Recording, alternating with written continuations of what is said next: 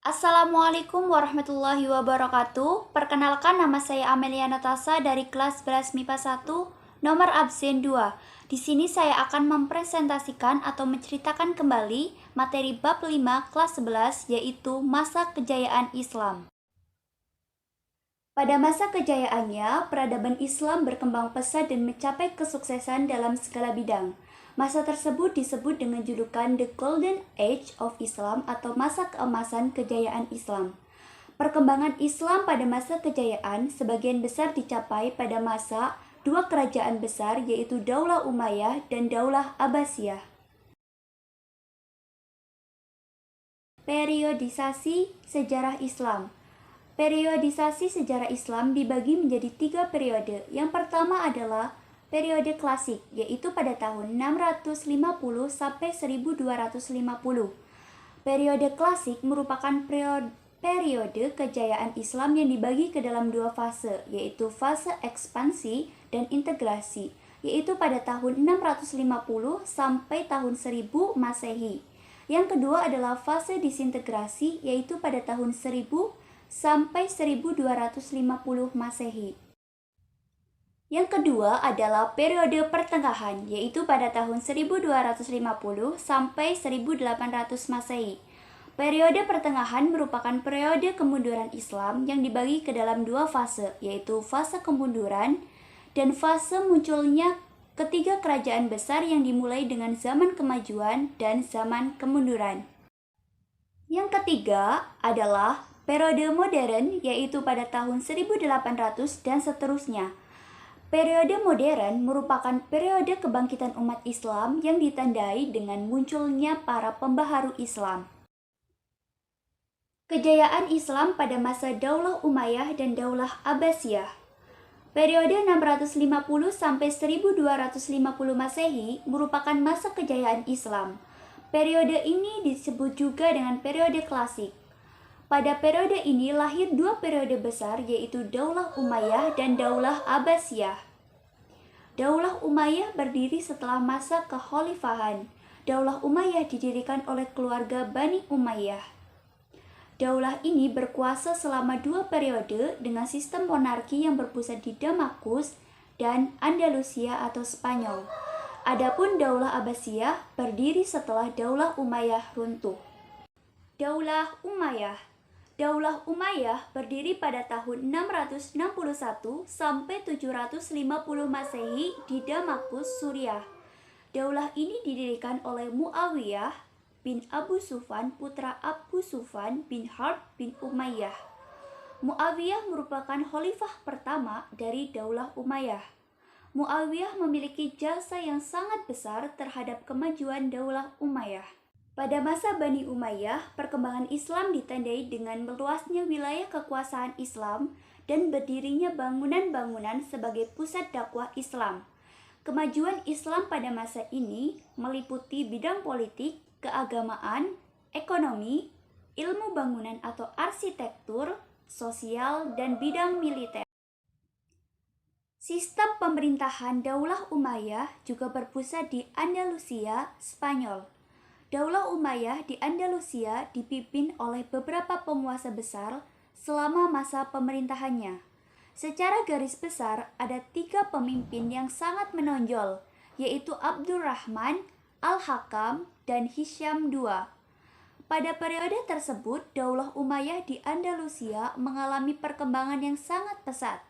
Perkembangan tersebut meliputi berbagai bidang, terutama ekonomi dan kebudayaan. Ada beberapa bukti kejayaan Daulah Umayyah di Andalusia.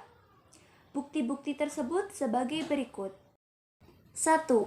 Didirikannya bangunan-bangunan megah dengan arsitektur yang sangat indah, seperti Masjid Cordoba dan Universitas Cordoba.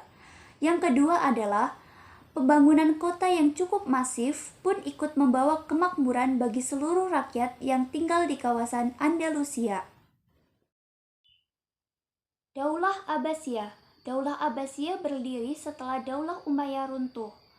Bani Abbasiyah merujuk kepada keturunan dari paman Nabi Muhammad SAW yang termuda, yaitu Abbas bin Abdul Muthalib. Oleh karena itu, mereka termasuk ke dalam Bani Hashim. berkuasa mulai tahun 750 dan memindahkan ibu kota dari Damaskus ke Baghdad. Perkembangan Islam pada masa Bani Abbasiyah ditandai dengan pesatnya perkembangan ilmu pengetahuan. Kemajuan Islam pada masa ini meliputi bidang ilmu pengetahuan, ekonomi, ilmu bangunan atau arsitektur, sosial, dan bidang militer. Faktor-faktor yang mempengaruhi kejayaan Islam ada dua, yaitu faktor internal dan faktor eksternal. Yang pertama adalah faktor internal. Apa sih faktor internal? Faktor internal adalah faktor yang berasal dari kalangan umat Islam itu sendiri. Faktor internal yang mempengaruhi kejayaan Islam adalah sebagai berikut. Yang pertama adalah konsistensi umat Islam terhadap ajaran Islam. Yang kedua adalah adanya ajaran Islam yang mendorong umat Islam untuk berlomba-lomba dalam kebaikan dan terus maju. Yang ketiga adalah Islam sebagai rahmatan lil alamin. Dan yang terakhir, Islam sebagai agama dakwah yang mengajarkan keseimbangan antara kehidupan dunia dan kehidupan akhirat. Yang kedua adalah faktor eksternal. Faktor eksternal atau faktor dari luar yang mendorong kemajuan perkembangan Islam adalah sebagai berikut. Yang pertama adalah adanya asimilasi dalam segala bidang. Yang kedua, adanya gerakan terjemahan yang dilakukan dengan menerjemahkan kitab-kitab asing dan menerjemahkan kitab pribadi dalam bahasa asing. Dan yang ketiga, ketaatan umat Islam dalam menjalankan ajaran Al-Quran dan hadis.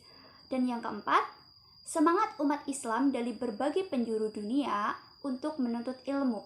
Dan yang kelima, para ulama dan ilmuwan yang berdiri sendiri dan menolak menjadi pegawai pemerintah. Tokoh-tokoh Islam yang memiliki semangat berjihad atau mengembangkan berbagai ilmu pengetahuan antara lain sebagai berikut. 1. Dalam bidang ilmu filsafat, yaitu 1. Al-Kindi, 2. Al-Farabi, 3. Ibnu Bajjah, 4. Ibnu Tufail, yang kelima Ibnu Sina, yang keenam Al-Ghazali, dan yang ketujuh adalah Ibnu Rashid.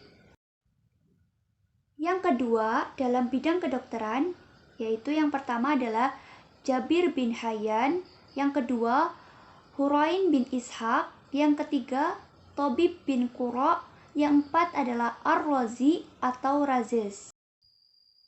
Yang ketiga dalam bidang matematika yaitu Umar Al-Fahruhan dan Al-Hawarizmi. Yang keempat dalam bidang astronomi yaitu Al-Fariji. Yang keempat dalam bidang astronomi, yang pertama adalah Al-Farizi, yaitu pencipta astrolabe. Yang kedua Al-Ghatani atau Al-Betegnius. Yang ketiga adalah Abdul Wafa, menemukan jalan ketiga dari bulan. Yang keempat adalah Al-Fargoni atau Al-Fragenius. Yang kelima dalam bidang seni ukir yaitu Badr dan Tarif. Yang keenam dalam bidang ilmu tafsir ada Ibnu Jarir At-Tabari. Yang kedua Ibnu Atiyah Al-Andalusi. Yang ketiga As-Suda Muqatil bin Sulaiman. Dan yang terakhir adalah Muhammad bin Ishaq. Yang ketujuh dalam bidang ilmu hadis ada Imam Bukhari, Imam Muslim, Ibnu Majah, Abu Dawud, dan At-Tirmizi, dan lain-lain. Meneladani perilaku terpuji tokoh-tokoh masa kejayaan Islam. Yang pertama adalah hidup rukun. Yang kedua adalah berperilaku kompetitif. Yang ketiga, berusaha bersungguh-sungguh. Yang keempat, bertanggung jawab. Yang kelima adalah berperilaku zuhud atau perilaku yang menjauhi keduniawian. Demikian yang dapat saya sampaikan. Terima kasih. Wassalamualaikum warahmatullahi wabarakatuh.